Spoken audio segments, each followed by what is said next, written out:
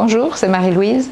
Aujourd'hui, je vais vous parler d'une expression que vous connaissez par cœur, que vous avez utilisée maintes et maintes fois, comme celle « je me fais du souci, je me fais du souci pour mon enfant, je me fais de la bile pour machin, pour ça ».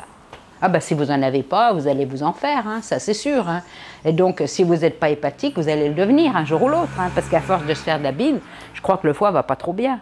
On ne se rend vraiment pas compte de ce qu'on dit, on est grave franchement. Alors se faire du souci, ça veut dire faire une projection mentale négative.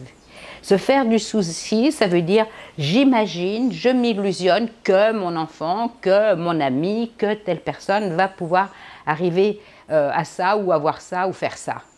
C'est négatif.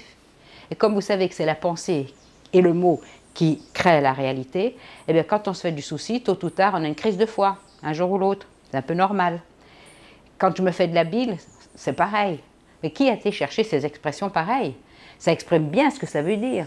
Donc, au lieu de vous faire du souci, ben vous dites parce que j'ai peur de, parce que je peux croire que, tout le monde peut croire que son enfant peut avoir un accident.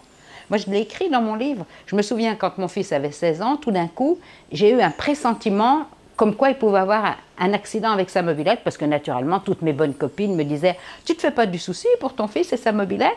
Ah ben non, je m'en fais pas, non. Par contre, je lui envoie des pensées de protection. Et là, sur ce champ-là, j'ai eu ce pressentiment et tout de suite, immédiatement, j'ai fait ma petite bulle de protection. Je l'ai mis avec sa mobilette dans ma bulle de protection. Il est protégé, protégé, protégé. Maintenant, c'est dans sa voiture que je lui envoie des pensées de protection. Et il arrive à la maison, il me dit « Je l'ai échappé belle. » Ah bon? Qu'est-ce qui t'est arrivé?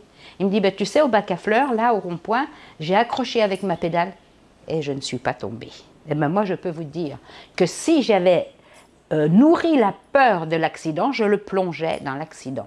Voilà. Et j'aurais dit, ah, j'ai été intuitive, je le savais, je le sentais, je le pressentais. Mais arrêtez tout ça. Arrêtez tout ça.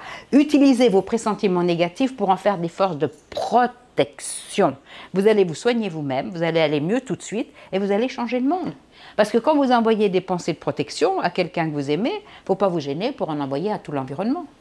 Moi, quand je pense que mon fils roule sur des routes dangereuses l'hiver quand c'est gelé, ou même tous les jours, la route peut être dangereuse, elle l'est. Donc, qu'est-ce qu'il faut faire? Au lieu de dire pourvu qu'il n'ait pas un accident, je me fais du souci pour lui, eh bien, je dis non, il est protégé. Il est protégé, je lui envoie des forces de protection, je mets sa voiture dans une bulle de protection, et alors je mets plein de pensées de protection sur toutes les routes où il roule, et sur toutes les routes du monde entier. Ça ne me coûte pas plus cher, et tout le monde en profite. Alors, arrêtez de vous faire du souci, envoyez des pensées de protection à ceux pour lesquels vous avez raisonnablement peur, parce que la peur existe, d'ailleurs elle est protectrice, on en a déjà parlé, mais elle vous détruit injustement en fait. Voilà. Donc on prend ses peurs pour en faire une force de protection, on arrête de se faire du souci, on commence à se créer de l'enthousiasme, de la joie, de l'amour qu'on envoie à tous les gens pour lesquels on pourrait avoir des peurs tout à fait légitimes.